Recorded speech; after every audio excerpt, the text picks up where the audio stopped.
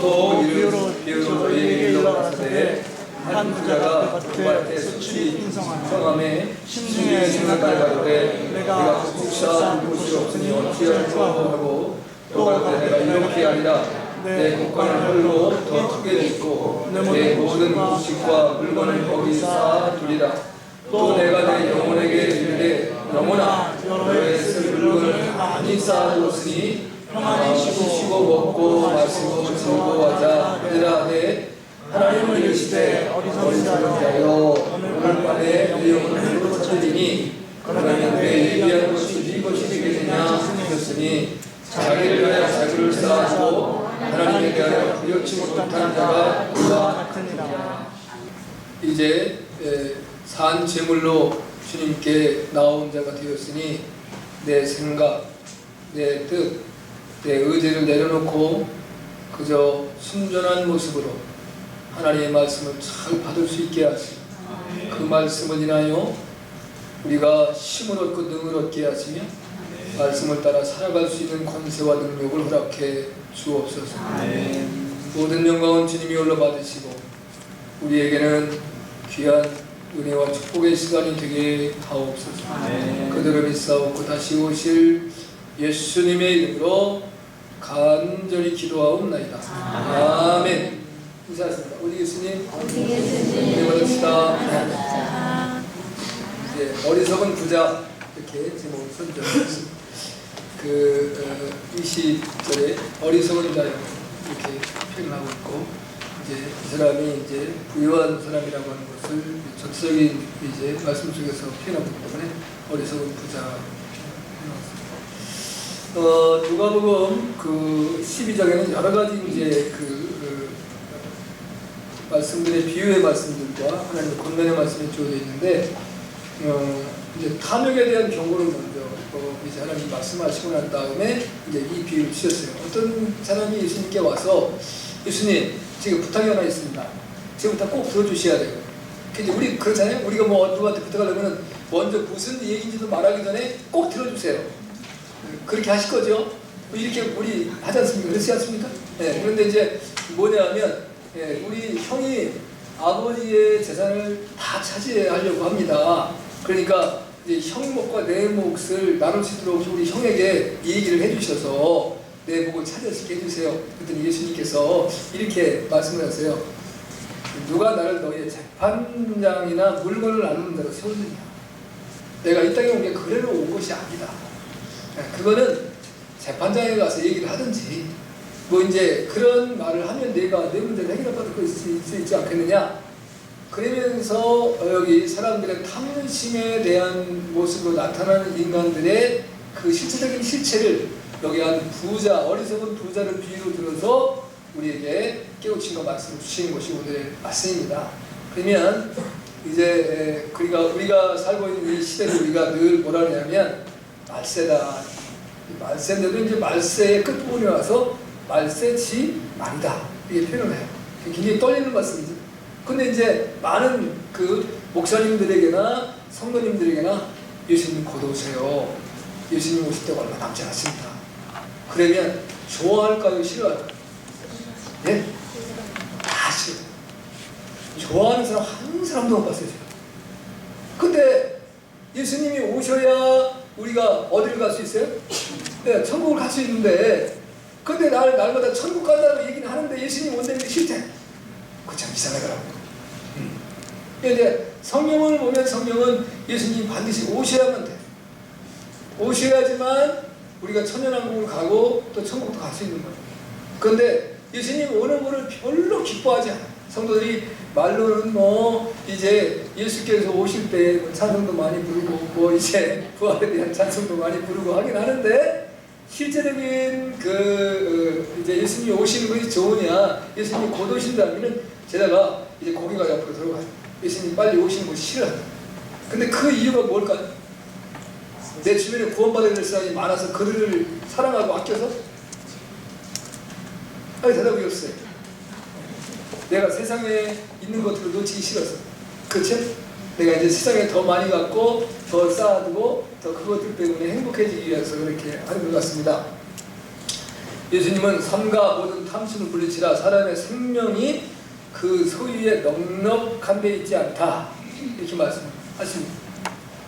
우리가 이제 성경에서 늘 말하는 것이 탐심 우상숭배다. 네, 우상숭배하면 하나님께서 어떻게 하신다고요? 몇 대까지 하나님께서 심판하신대? 3대까지 심판.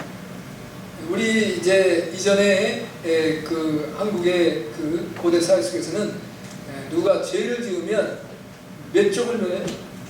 3족을 면해요. 3대뿐만 아니라 3족을 면해요. 그러니까 중국에는 보니까 9족을 면하더라고요. 그럼 다른 말로는 뭐를 하는 거예요?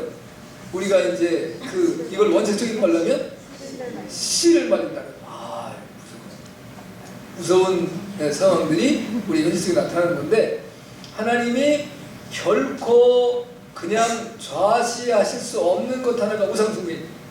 그 다른 말로 하면 탐심입니다.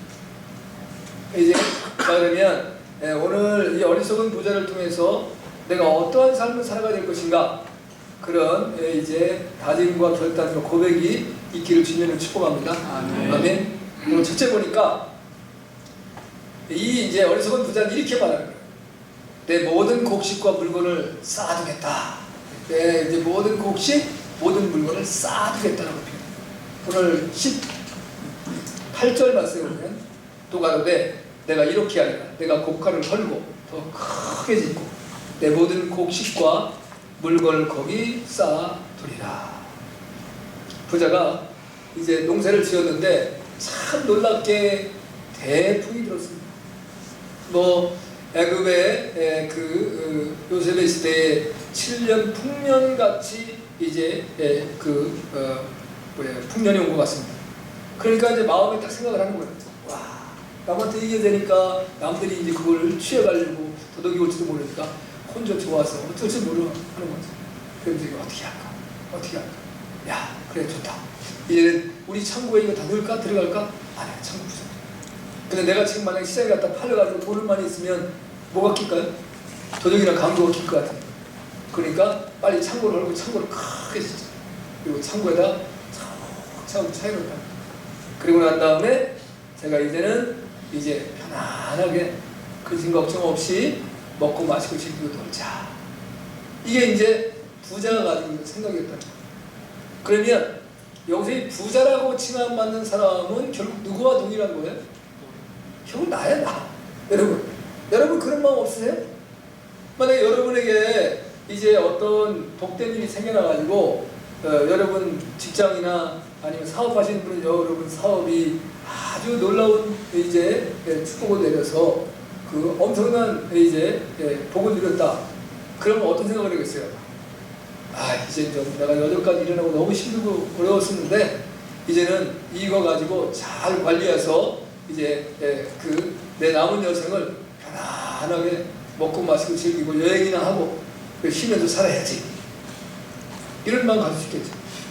직장 생활하는데 이제 내가 회사에 공헌하는 바가 나 별로 한 것도 없는 것 같은데 회사에서 이제 직원으로 나에게 그 회사에 이제 가지고 있는 재산의 10%를 나에게 딱 띄워주겠다. 그런 청이 들어오면 여러분이 지금 하시는 일 하실래요? 그 회사의 10%면 그 회사가 이제 가지고 있는 것에 10%를 얻었는데 뭐다를 일을 하겠어요. 그저 이제 유람이나 하고 놀기나 하고 이렇게 살고 싶은 것이 우리의 마음속. 여기 부자라는 것은 어떤 특정한 한 인물을 비하기보다는 이 세상적인 사고와 생각과 그런 삶을 살아가고 있는 저와 여러분 모두라는 거예요. 그래서 말씀하시기를 이제 부자가 내가라는 말을 5번 써요. 오늘 17절에 한 번 쓰고 오늘 18절에 3번 씁니다. 19절에 한 번, 이렇게 5번을 쓰는데 이게 어디서 많이 본 것 같잖아요. 어디서 봤어요? 이사야서 14장 10절에서부터 15절에 보면 이제 계명세계가 나왔는데 이제 사단 마귀가 이제 타락한 천사장이 내가라는 말을 5번 써요. 그래서 제가 여러분한테 몇 번 얘기했을 거예요. 내가라는 말 5번 하면 참 위험합니다. 이게 이제 나중심의 삶이 되는 거예요. 하나님은 저리 가요. 하나님 지금 필요 없어요. 내가 다 할 수 있어요. 내가 모든 것을 내 뜻대로 내 마음대로 다 이루어 나아가고 성취시킬 수 있다는 그러한 이제 자신감이 생겨나는 것이 내가를 강조하는 거예요. 근데 우리 대한민국 사람들은 요즘엔 많이 바뀌었습니다만 전에는 다 우리라는 표현을 많이 써요. 그죠? 그건 참 겸손한 표현 중에 하나예요. 어떻게 보면 우유부단한 것 같기도 하지만 그건 겸손한 것. 그러나 이제 서양 사람들은 다 뭐라고 말해요? 내가라는 얘기를 잘 내가. 근데 우리는 늘 우리의 입에 오르내리는 말씀은 하나님께서 이걸 우리가 자주 사용하면 그 사람은 복 있는 사람이에요. 아멘?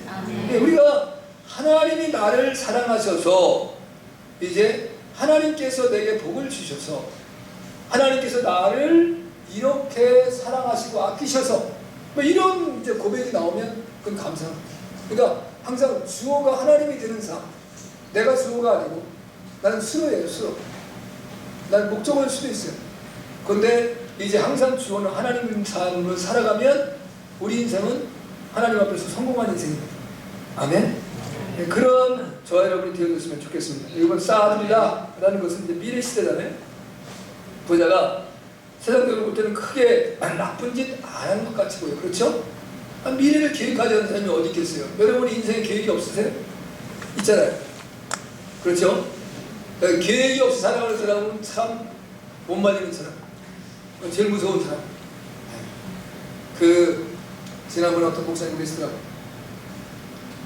은퇴하신 분들만 모여 사는데 떼감도가 들었대. 세상에. 그러니까 이제 지금 한국 사회에서도 살기가 어려운 사람들이 많아진다, 적어진다? 많아지고 있다. 그러니까 살기가 어려우니까 이제 내가 만약 강도질을 하거나 도둑질을 하다 그러면 제일 먼저 어디를 찾아야 되겠어요? 네? 만만한 데를 찾아야 돼요.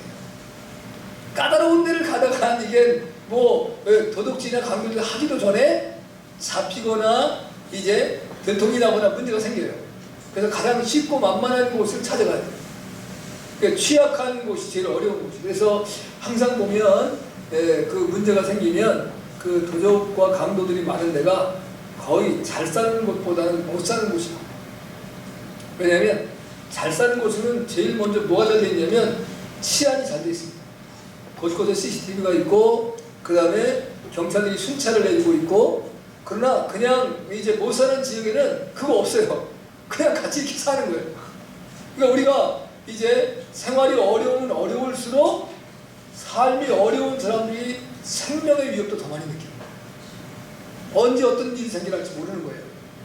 늘 깨어 있어야 되는 것이죠. 근데 여기 이제 이 부자가 죽을 때까지 자기의 것을 남기려고 하는 마음을 가지고 있다. 내가 이제 우리는 늘 나의 삶에 최선을 다하려고 하는 삶보다는 어떻게든지 내 삶을 남겨서 내 자식에게 대를 물려줄 수 있을까 이런 생각들을 많이 하고 살아가고 있는 것 같은데요. 이게 인간이 기본적으로 가지고 있는 모습인데 하나님께서 각 사람들에게 다 나름대로의 삶에 이제 그 목적과 사명을 주셨어요. 그러니까 이제 대부분 그런 측면에서는 우리 동양인들보다는 서양인들이 더 뛰어나죠. 참 이게 여러분이 그걸 아시나 모르나 모르겠는데요. 그 대개 이제 그 빌 게이츠 또는 이 워렌 버핏 뭐 이런 사람들은 자선단체들 있잖아요. 그죠? 근데 기부단체가 있는데 그 기부단체에 그런데 유독 기부를 안 하는 세계의 부자가 있다는 거예요. 그 어느 나라 사람인지 아십니까? 알면 상을 주려야 돼, 상. 중국 사람들. 중국 사람들 참. 깜짝 놀랐어요. 저 놀랐어요. 중국의 부자가 많아요, 저거요? 많아요. 엄청 많습니다. 중국의 부자가 대한민국의 부자만큼의 부자가 5천만 명 이상이 살고 있다는 거 아니에요? 그런데 이 사람들은 기부 문화가 없다. 우리나라 사람들 기부 잘 안 하지만 이제 그걸 보고 깜짝 놀랐어요. 이게 동서양의 차이가 심각하구나. 근데 서양의 사람들에게 있어서는 내 자녀를 이제 그 성인이 될 때까지 키워주는 걸 부모가 해요. 그 다음에 자기가 살아가기를 원하지. 부모에게 기대고 부모의 덕을 입어서 살아가기를 원하지 않아요. 본인도 그렇고 부모도 그렇고. 그런데 우리 대한민국 사람 같은 경우에는 어떻게 해요? 예를 들어 우리가 국회의원님들이 이제 자기 자녀들 문제 뭐 이렇게 해가지고 또 이제 신문지상에 오르내리고 이제 뉴스 가십거리에 나타나고 이런 문제 보잖아요. 자식을 너무너무 사랑하기 때문에. 그런데 그러면 내가 이제 부정을 저지르면 어떤 사람이 손해를 봐야 돼요? 정상한 사람 누군가가 손해 보는 거죠. 그죠? 네. 내가 한 부정 때문에. 그러니까 여러분이 우리가 늘 좋은 사회, 밝은 사회가 되려고 한다면 모든 사람들이 공평할 수 있는 사회가 돼요. 제가 쉽게 말하면 하나님의 공의는 실현되지 않는다 할지라도 정의가 살아있는 사회가 되면 좋은 사회예요. 아멘? 그러니까 행한 대로 이제 갚아지는 역사가 나타나야 돼요.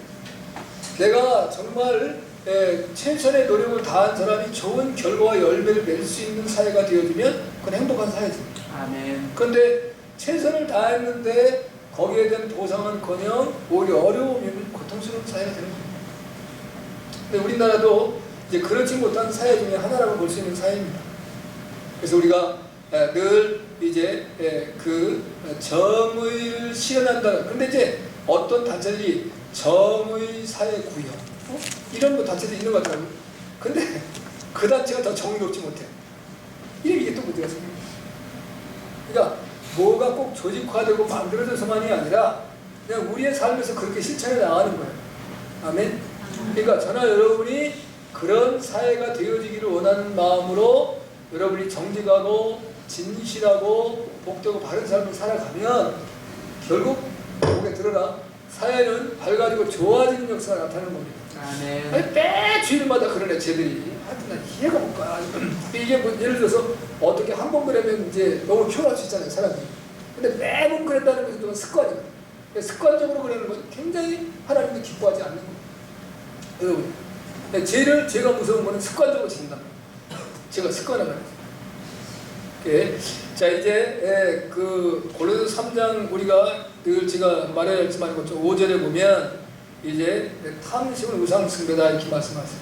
야고보서 1장 14절 15절에 보니까 오직 각 사람이 시험을 받는 것은 자기 욕심에 이끌려 미혹됨이니 욕심이 잉태한 뭐를 낳아요? 죄를 낳아요. 죄가 장성하면 사망을 낳아요. 그러니까 욕심이 결국 어디로 가냐면 사망으로 이끌어지는 거예요. 내 욕심이 다른 사람을 죽일 수 있습니다. 또 내 욕심이 나를 죽일 수 있어요. 네. 근데 자기를 죽이는 것도 살인이에요. 그죠? 그런데 남을 죽이는 것은 더 나쁜 어떤 죄가 될 수 있죠. 이런 부분으로 나가는 겁니다. 예. 성경에는 늘 이제 나쁜 부자만 등장하지 않습니다. 거룩한 부자들이 성경에 많이 나타납니다. 뭐 대표적인 것은 욥이잖아요. 욥은 엄청 부자였었죠. 욥만큼 부자가 있었을까 싶을 정도. 또 솔로몬이 굉장히 지금까지도 솔로몬의 부를 넘어서는 사람이 없다라고 말하기도 하는데, 그 다음에 이제 신약 시대에 와서는 아리마다 요셉 또는 이제 빌립보 교회를 태동이 되는 루디아라고 하는 여인, 그 다음에 이방인 백부장이었던 고넬료, 다 부자였었는데 이 사람들은 자기를 위해 쌓아두지 않았다는 거죠. 야고보서 5장 3절로부터 6절까지의 말씀에 보면 말세에 재물을 쌓아두면 안 된다. 여러분 이 시대를 뭐라고 말한다고요? 말세 지만. 말세뿐만 아니라 말세에서도 끝이라고 말하고 있단 말이에요. 근데 이때 재물을 쌓아두면 그게 뭐가 된다? 죄가 된다는 거지. 그러면서 이제 이렇게 말씀합니다. 특별히 1절부터 3절에 이렇게 말씀하세요. 야고보서 5장 들으라 부한자들아 너희에게 이 말 고생을 인하여 알고 통곡하라. 너희 재물은 썩었고 옷은 좀먹었고 너희 금과 은은 녹슬었으니 이제 이 녹이 너희에게 증거가 되며 불같이 너희 살을 먹으리라. 살을 먹는다는 건 뭐예요? 죽는 거예요. 죽어. 녹에 대해 살을 먹어버려요. 그럼 내가 어떤 녹에 걸려서 죽어버리는 그러한 상황이 나타난다는 거 아닙니까? 너희가 말세에 재물을 쌓았도다. 너희가 땅에서 사치하고 연락하여 도살의 날에 너희 마음을 살찌게 하였도다. 너희가 옳은 자를 이제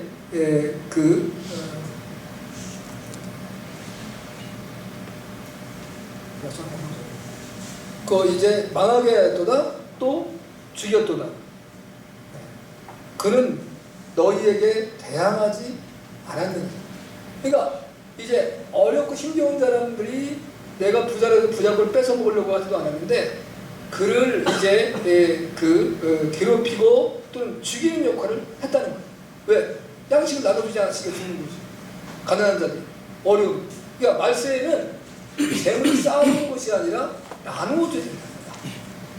함께 더불어 살아야 된다. 그래서 사도행전 2장의 말씀이 이제 모두가 다 함께 이제 그 살아가는데 문제가 없이 평안히 살 수 있는 은혜가 있었다는 거예요. 왜? 있는 자가 나눠줬으니까 가능한 거죠. 아니, 없는 사람이 어떻게 살겠어요? 있는 자가 나눠줬으니까 먹고 사는 거지. 그러니까 말세에는 재물을 쌓아두는 것이 문제가 된다. 다른 말로 하면 돈을 사랑하지 말라. 재물을 사랑하지 말라는 거예요.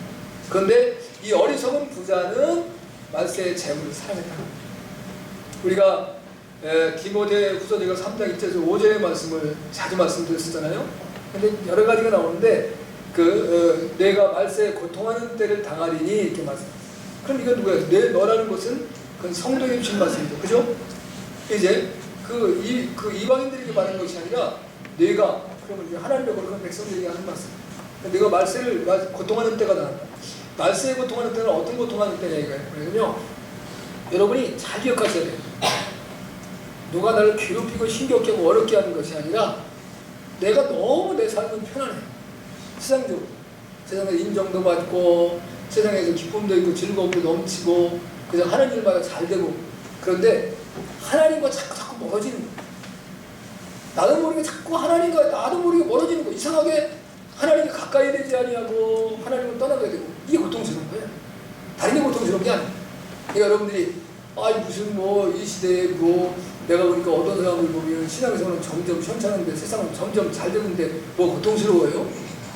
그 고통스럽다는 것은 하나님과의 관계가 안 좋아진다는 거예요. 여러분 하나님의 백성은 누구하고가 제일 먼저 관계가 좋아야 돼요? 하나님과 관계가 좋아야 되죠. 그럼 가정에서 자녀들이 또는 이제 부부가 사이가 안 좋으면 밖에 나가서는 모든 사람들한테 칭찬받고 칭송받고 인정받고 사랑받는데 집에서는 이게 부부끼리 전혀 아니에요. 그럼 그 사람이 행복한 사람이에요? 그게 불행한 사람입니다. 자녀들이 부모님과 관계가 안 돼서 무슨 문제가 생기면 부모님에게 말씀하지 아니하고 누구에게 얘기해요? 밖에 나가 친구한테나 얘기하고 이제 이러고 살아가면 그 사람이 행복한 사람이에요? 그냥 불행한 사람이에요. 그러니까 우리가 말세에 고통하는 때를 당한다는 것은 이제 이 고통이 우리가 생각하는 것 같고 세상적인 어려움이 아니라 하나님을 믿는 믿음의 문제가 생기고 하나님을 사랑하는 데 문제가 생기고 내가 천국 가는 길에 문제가 생겨진다는 거예요. 그러면 거기에 나타난 특징이 뭐냐면 첫째는 자기를 사랑합니다. 하나님보다 자기를 사랑합니다. 두 번째는 하나님보다 돈을 사랑합니다. 그리고 세 번째는 뭐예요? 하나님보다 쾌락을 사랑합니다. 그러니까 세상에 이제 연락과 즐거움과 쾌락을 사랑하다 보니까 하나님이 자꾸 이제 꺼리키는 거예요. 우선 하나님이 나를 밀어내는 것보다 내가 하나님을 만나기가 괴로워요. 왜? 하나님을 볼 면목이 없는 거예요. 왜냐하면 내 삶이 하나님이 기뻐하는 삶을 살지 않기 때문에 하나님은 아무 말씀도 안 하시고 늘 그 모습 그대로 인자한 모습으로 나를 바라보고 계신데 내가 이상하게 자꾸 꺼리게 되는 거예요. 그러니까 하나님의 얼굴을 피하게 되고 또 하나님과 가까이 있는 것이 불안하고 두려워지기 시작해요. 그래서 자꾸만 하나님께서 멀리 가게 돼요. 이게 고통합니다. 하나님께 더 가까이 와야 돼요. 그래서 성경은 뭐라고 말씀하십니까? 우리에게 시련이고 어려우면 뭐라고요? 끝까지 견뎌라. 그리고 죽게 붙어 있어라. 주님을 가까이 하고 주님께 붙어 있어야 되는데 점점 주님께 떨어져 나가더라고요. 네, 주님이 손을 내밀어도 내가 자유하게 손을 잡을 수가 없어요. 부끄러워서. 네, 우리가 내가 지은 죄들이 많기 때문에. 그래서 여기 오늘 보면 이 부자의 어리석은 부자의 가장 문제는 말세에 돈을 사랑했다는 겁니다. 재물을 사랑했다는 겁니다. 부자가 나쁜 것은 아닙니다. 여러분 부자가 나쁘다고 한다면 이 큰일 날 일이죠. 부자는 나쁜 건 아닌데요. 어떤 부자로 살아가느냐는 것이 중요한 거예요. 하나님께서 나에게 부자 될 수 있는 그러한 재물을 등을 주셨는데 그 재물을 하나님의 영광을 위해 사용하느냐 아니면 자기의 이제 자기 사랑, 자기 욕심, 자기 쾌락을 즐기는 데 살아가는 거예요. 그 차이입니다. 그래서 우리가 이제 여기 이 부자가 어리석다는 것은 하나님은 안중에 없는 거예요. 지금 내가 부자가 됐는데 오직 자기밖에 모르고. 그래서 이 사람은 어리석은 부자다. 두 번째, 평안히 쉬고 먹고 마시고 즐거워하자 했습니다. 19절에 보니까 또 내가 내 영혼에게 이르되 영혼아 여러 해 쓸 물건을 많이 쌓아두었으니 평안히 쉬고 먹고 마시고 즐거워하리라. 이게 바로 쾌락을 사랑하는 삶. 쾌락을 사랑하는. 뭐 직업이 여행을 하는 사람인 직업도 있어요. 그 다음에 이제 자기가 여행한 것을 세계 여행을 글로 써가지고 이제 그것이 대히트를 쳐서 아주 부유하게 된 사람도 있어요. 아무것도 하지 않는데 그냥 걸어서 세계를 다니면서 우리 보면 한비야라고 하는 그분도 이제 이분도 걸어서 세계 속으로가 그 이름 지금 깜빡 잊어버려요. 근데 이분이 이제 글을 썼잖아요. 세계를 3바퀴 만들었다는 거 아니에요. 더군다나 남자다는 여자다. 대단한 사람입니다. 그래가지고 뭐 이제 사회활동도 많이 하시고 이제 그 글을 써가지고 그 책이 대히트를 쳤잖아요. 근데 그런 분은 특별한 분이고 기본적으로 내가 일하기 싫고 내가 여러 가지가 다 이제 내 마음에 안 맞아가지고 그냥 유유자적하고 놀고 그렇게 이제 배짱이 같이 사는 사람입니다. 그리고 세상적인 이제 육체적인 쾌락, 즐거움만을 찾으려고 하고 대부분 이제 방학 때나 이제 휴가철이나 이때에 그 청소년들 범죄가 넘쳐나요. 근데 그 범죄를 저지르고 난 다음에 그 사람들이 붙잡히고 나면 그 고백이 다 뭐예요?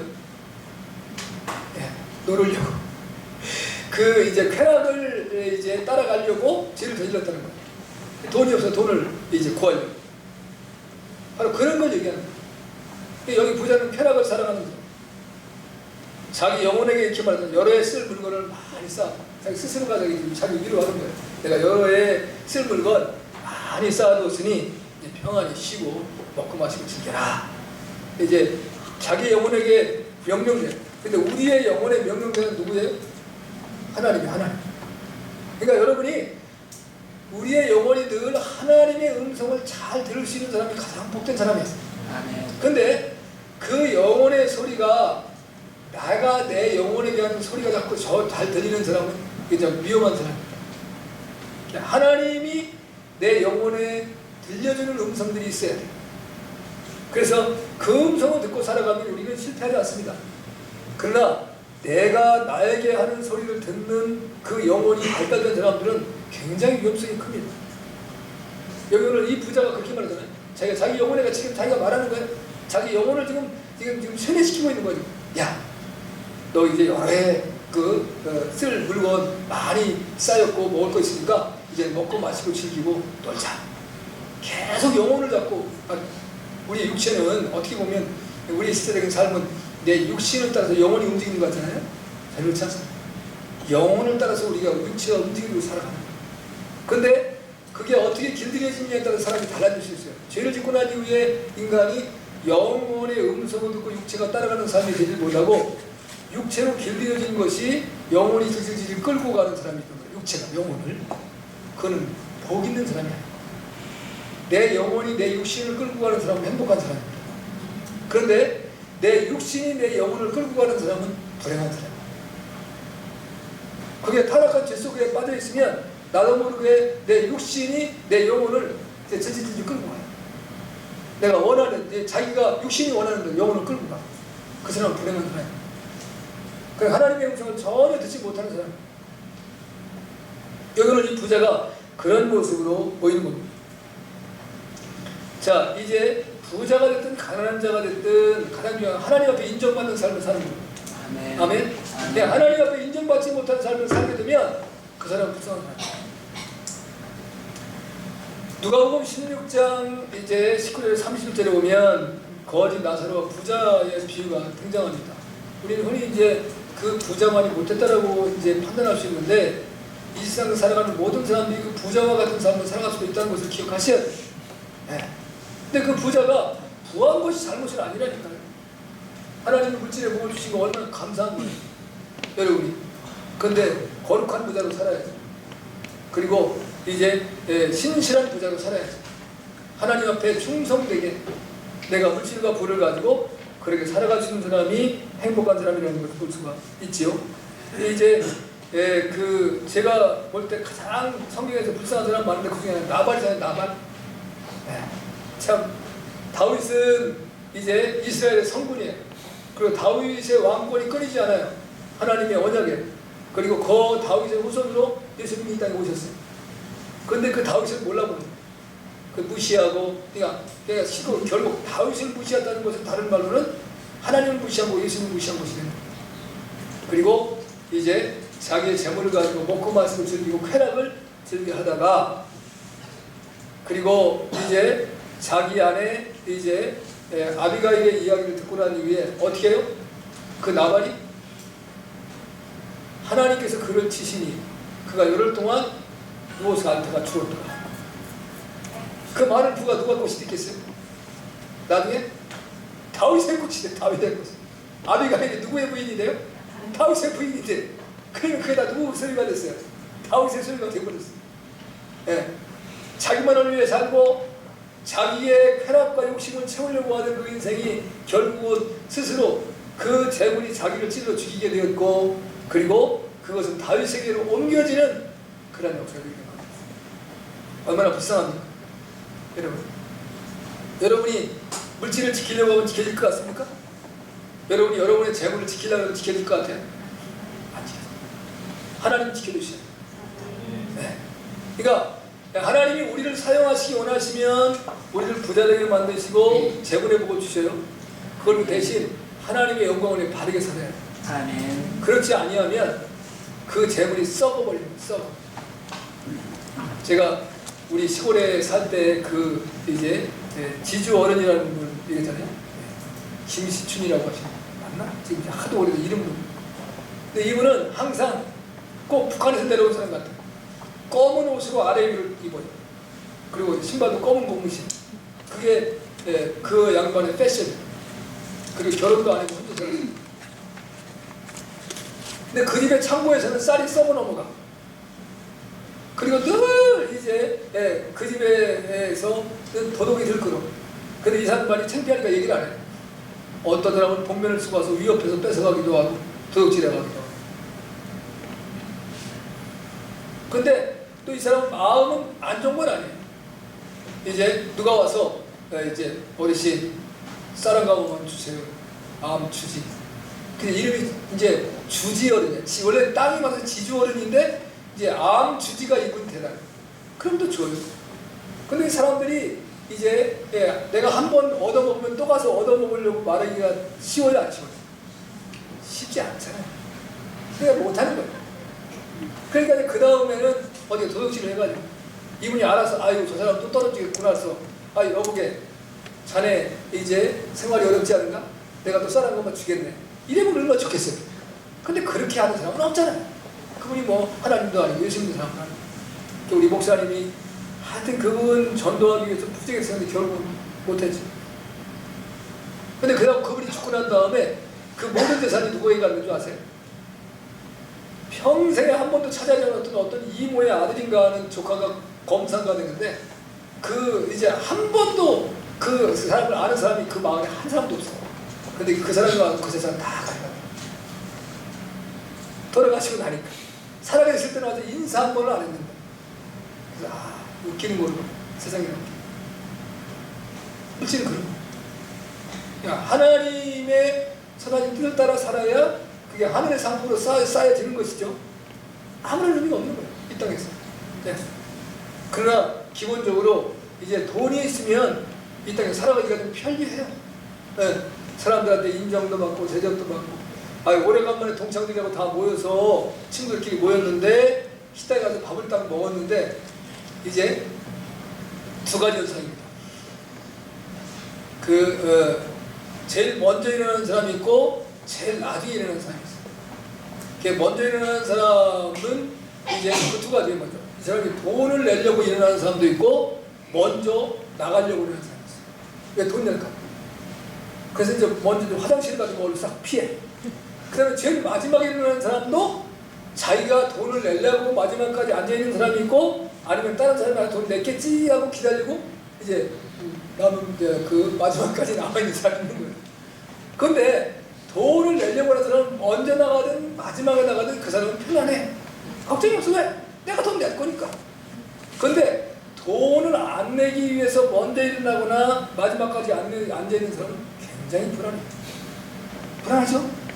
이게 보통 걱정이 아니에요. 근데 먼저 일어나는 사람들에 나중에 일어나는 사람들 다 하는데 다 돈을 안 내고 다 나갔으면 그때 이거 큰일 납니다. 덤태기 써야 되는 거예요. 그래서 돈은 그런 유용성은 있긴 있어요. 그렇지만 그 돈이 내 생명을 살리고 죽이는 건 아니에요. 돈은 하나님이 기뻐하시는 대로 사용할 때에 그것이 내 영혼을 살리고 생명을 살리고 하늘의 성급과 축복으로 쌓이는 거예요. 할렐루야. 아멘. 그리고 또 다른 사람까지 살릴 수 있는 역사가 나타나게 되는 것입니다. 지난번에 한번 텔레비전에 보니까 그 이제 우리나라는 참 이제 그 인간미가 있는 것들이 있어요. 그 겨울철이 되면 꼭 해야 되는 게 있어요. 뭐랍니까? 김장을 해요. 김장. 근데 서울시청 앞에 모여가지고 그날 또 하필 또 김장 담그는 날 막 날씨가 안 좋아가지고 막 비도 오고 막 이제 그런데 그 사람들이 보니까 거기에서 보니까 거기에 나와서 약 그 1000여 명들이 나와서 이제 자기가 이제 재배한 배추, 무 뭐 이런 걸 갖다가 김장을 담그는데 그 중에 유독 많은 사람들이 누구였는지 아십니까? 탈북민들이 많았어요. 여러분 상상을 해보세요. 탈북민들을 우리나라 말로 뭐라고 말해요? 세터민이라고 표현하죠. 근데 새로운 터전을 여기서 마련하고 살라고 해서 세터민이라고 이름을 준 것 같아요. 그런데 그분들 중 대다수가 누구한테 사기를 당합니까? 대한민국 본국의 사람들한테 사기를 당해요.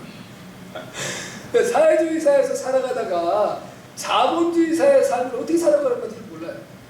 네. 그리고 우리는 이제 우리 대한민국 언어는 무슨 언어가 많아요? 외래어가 한국어가 된 언어들이 상당히 많습니다. 그 사람들 아무도 못 알아듣습니다. 그게 무슨 말인지 모르겠어요. 우리 한국말 자체도 못 알아듣는 말이 많은데 그런데 외래어가 한국어 된 말을 하면 도대체 뭐예요? 여러분이 이제 낯선 곳 가서 식당을 들어갔어요. 그래서 딱 메뉴를 딱 내밀었어요. 근데 이 음식이 뭔지 모르겠어요. 그러면 이제 기본적으로 돈도 얼마나 내야 되는 건지 모르고 막 이게 불안하면 있잖아요. 내가 이제 그 코스 요리 음식을 시켰는데 코스가 나오는데 내가 불안한 거야. 돈이 더 올라갈까. 그래서 나 그만 먹는다. 그래 내가 돈 다 낸 건데 그런 거 경험해 보신 분 있을 필요 없지. 창피하지? 괜찮아요. 내가 예전에 여러분 그런 걸 조심하셔야 될 필요성이 있어요. 왜냐면 경험 못하면 그럴 수 있는 거예요. 제가 대전에 뷔페를 갔는데 좋은 뷔페도 아니야. 한식 뷔페를 갔어. 이제 우리 이게 그 성도들이 한식 뷔페를 가자더라고요. 목사님 우리 오늘 한식 뷔페 한번 가시죠. 그럽시다. 그래 이제 한식 뷔페인데 지하실에 있었어요. 그래도 얼마나 반찬이 많아요. 한식 뷔페라도. 근데 그러면서 이제 어떤 그 권사님이 되는 거야. 내가 음식을 어떻게 먹나. 목사가 뷔페 음식을 먹을 줄 알아보는 날도 직접 온 거야. 근데 나는 대한민국의 뷔페가 처음 나왔을 때 내가 호텔에 있었던 사람이야. 그러니까 나는 뷔페가 어떻게 먹는 건지 자체를 아는 사람이잖아.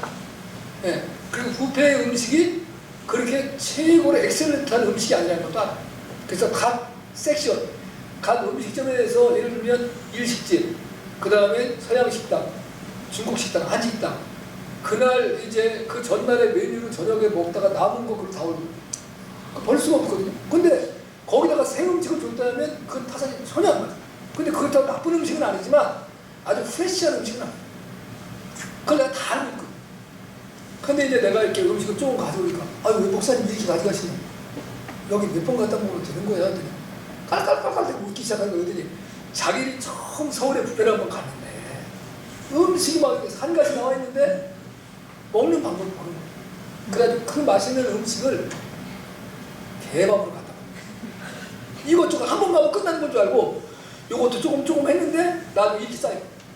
근데 이름에 이게 밥도 아니고 이게 짬뽕도 아니고 이게 그런데 그렇게 먹었다는 거예요. 근데 제일 처음에 간 사람이 그렇게 하고 다 그렇게 먹는 거 다 따라서 먹었대. 모르니까. 모르면 그럴 수 있는 거예요. 그러니까 지금 세터민들이 대한민국에서 그게 굉장히 정이 어려운 겁니다. 식당을 한번 가도 어렵고 어딜 가도 어렵고 모르는 말 쓰고 그 다음에 물어보면 또 이게 이상하게 당신 어디 중국 사람이야? 그러기도 하고 이게 괴로운 거예요. 그래서 그런 피해를 많이 입는데 그래도 그들의 마음에 따뜻한 마음이에요. 그래서 나보다 못한 사람들에게 긴장을 담궈주고자 하는 그런 마음이 있다는 거죠. 부유한 사람이 그래서 나오겠습니까?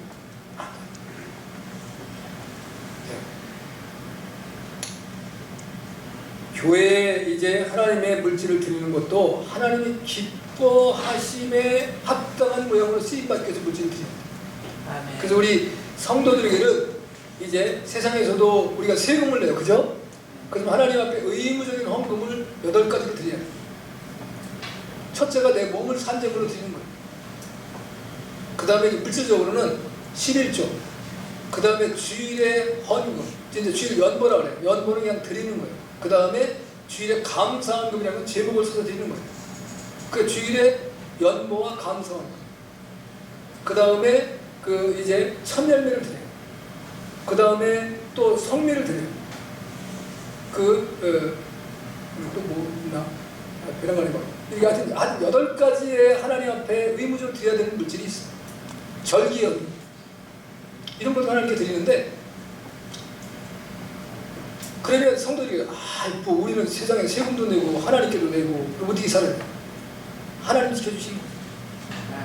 여러분 우리가 내 힘으로 살아가려고 해서 살 수 있는 사람이 있다고 한다면 이 세상에 아마 부자들 빼놓고는 못 살 것 같아요. 그렇잖아요? 다 나름대로 내가 쓸라고 이렇게 한이 있을까 없을까? 한이 없어요. 요거 가지고 싶으면 저 좀 더 좋은 거 갖고 싶고. 근데 하나님은 하나님의 뜻에 합당하게 살면 하나님 우리의 삶을 책임져주신다는 약속을 주세요. 그래서 우리가 이제 다 자신의 육체의 기쁨과 즐거움, 연락을 위해 물질을 사용하고 살려고 하는 것이 아니라 하나님이 기뻐하는 삶을 살기 위해서 살아가다 보면 내가 나도 모르는 사이에 내 순례의 길을 다 마치고 천성문 앞에 서는 거예요. 여러분이 제가 존 버년의 이제 천례역정을 보라는 말씀은 성경 전체를 읽어서 성경의 구속사를 딱 이해해 나가는 게 굉장히 쉽지 않습니다.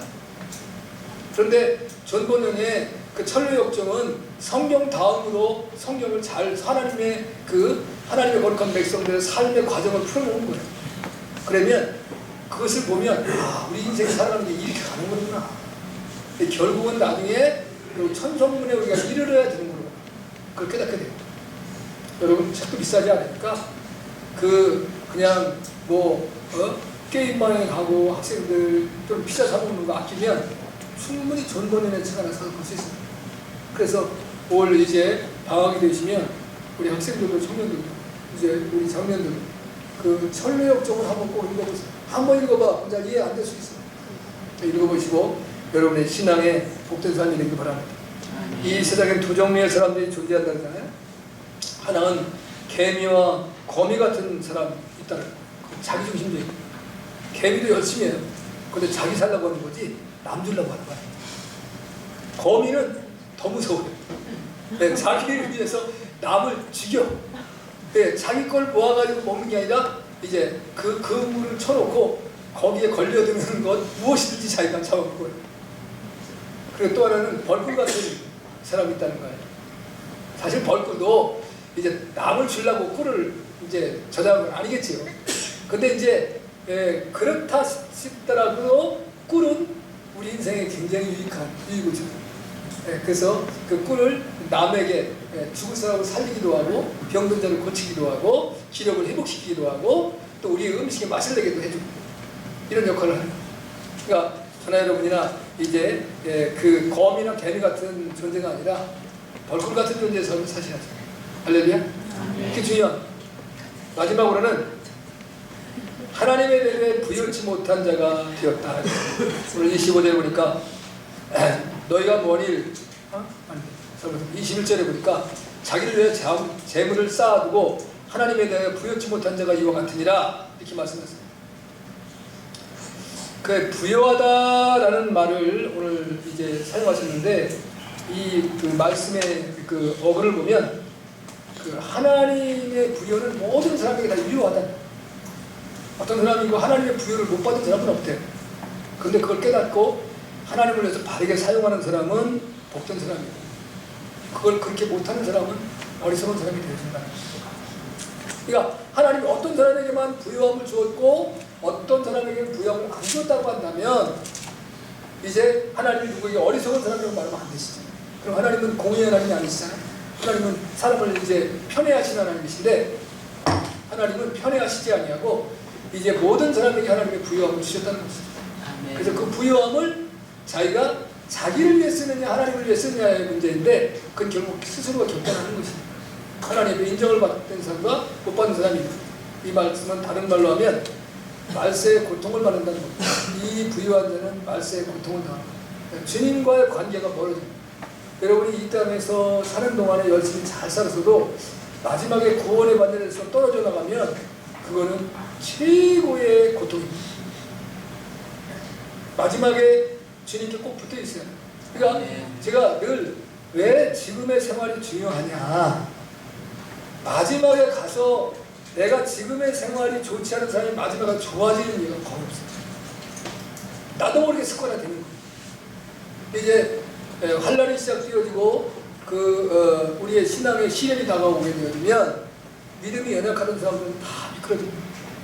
그러니까 적그리스도가 등장하면 적그리스도에게 그 이마에나 손에 패를 받는다는 건데, 그 다른 말로 하면 이제 그 자기를 적그리스도에게 스스로 드리는 거예요. 근데 그건 적그리스도가 강제로 나를 와가지고 억압을 해서 뺏어가지는 않습니다. 내 스스로가 고백하는, 내가 당신에게 나를 이제 당신에게 굴복하겠으니 내게 살 길을 열어주세요 이렇게. 그러니까 믿음이 강하지 않으면 그때 다 쓰러지고 넘어지고 굴복한다는 거예요. 그래 지금의 믿음이 결국 마지막에 나를 결정하는 거예요. 그래 내 믿음을 지금 온전하고 이제 복된 믿음으로 세워 놓아야만 합니다. 지난 며칠인가요? 정확히 시간을 모르겠는데 우리를 경악하고 놀라게 한 사건 하나가 나타났어요. 미국의 이제 젊으신 분인데 페이스북의 창설자입니다. 또 설립자인데 여러분 혹시 보셨을지 모르겠어요. 이 사람이 그 마크 엘리엇 저커버그라는 사람인데 그 부인이 이제 프리실라 첸이에요. 중국계 미국인인가 봐요. 이 사람들이 나이가 30대 초반이에요. 근데 그 맥스라고 하는 딸을 하나 낳았어요. 이 사람이 자기가 가지고 있는 재산의 99%를 기부하기로 하고 그 기부 자선단체를 하나 형성했는데 그 99%의 돈이 우리 한국 돈은 얼마인지 아십니까? 52조 원. 그러니까 이제 그 사람이 1%를 갖고 있더라도 그 사람이 1%는 한 6조 정도 되는 돈이에요. 그러니까 뭐 그 돈 가지고 뭐 자기하고 뭐 자기 딸하고 뭐 나올 수 있지 않겠어요? 그러니까 그 99%를 이제 그 사회에다 기부하면서 한 그 얘기가 너무 대단합니다. 한번 얘기를 한번 들어보세요. 그 딸한테 이제 나중에 딸이 이제 성장했을 때 그 이야기를 들으라고 영상으로 이제 글을 남겨놓은 거예요. 뭐라고 했냐면 모든 부모처럼 우리는 더 나은 세상에서 내가 자라기를 바란다. 그 딸이 모든 부모는 더 좋은 세상, 더 좋은 세상이라는 게 뭐예요? 차별이 없는 세상.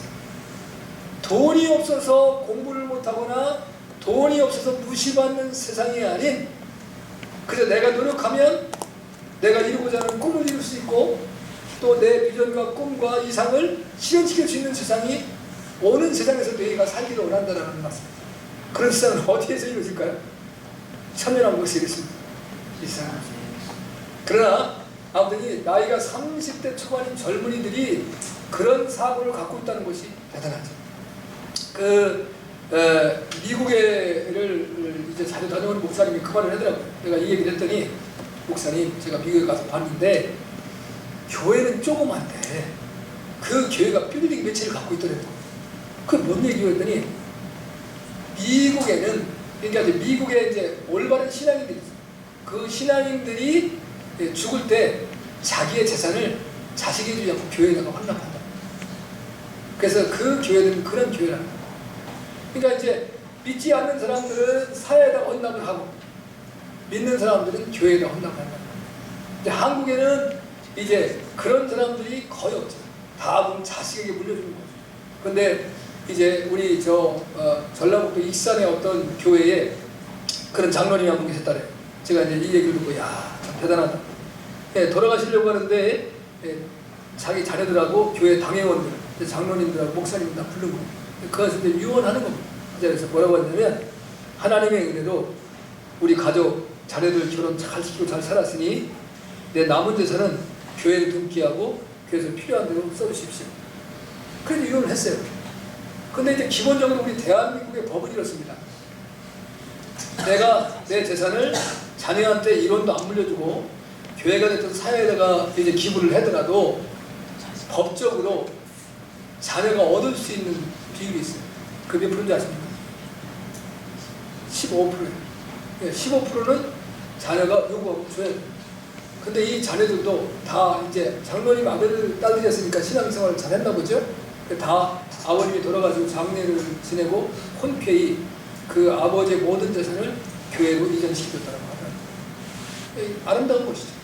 그러니까 우리가 정말 이제 이 땅에서 내가 부자로 살았든 아니면 가난한 자로 살았든 평범한 자로 살았든 어리석은 자가 되지 마. 아멘. 그래서 말세에 고통하는 자가 아니라 말세에 기뻐하고 이제 하나님의 은혜와 축복 속에 거하는 저는 모두가 될 수 있기를 주님으로 축복합니다. 아멘. 다 같이 일어나서 오늘 말씀 읽으면 주여 몸으로 기도합니다. 시작.